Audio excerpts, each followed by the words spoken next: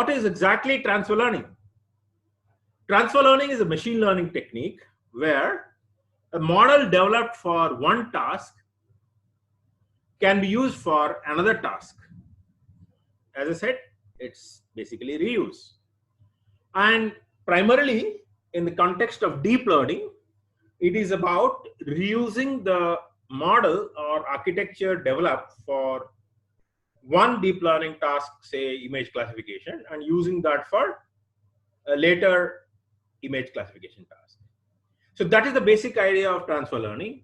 So naturally, when you're talking about transfer learning, your goal is not to develop an end-to-end architecture of all the layers of the neural network for your problem yourself by training it on your data.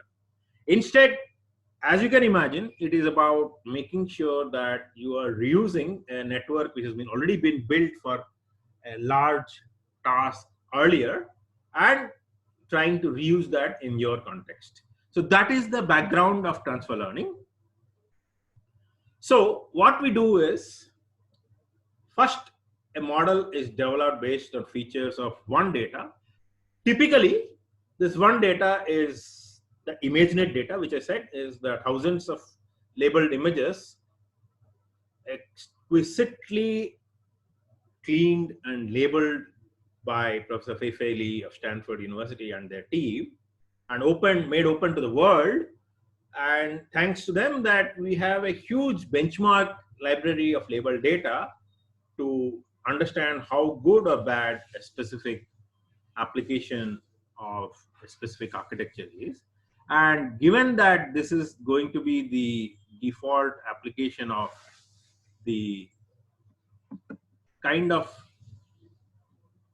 approach we'll do for any image classification, it is important that we try to reuse a model which has been developed on a really large piece of data rather than something which has been developed on a narrow piece of data. Because reuse is primarily based on the idea that a lot of the objects on your domain are actually already present in terms of the training data of ImageNet.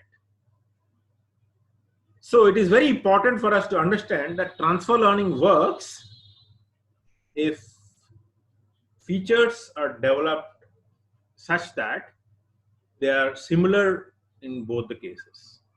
So let me give a caveat.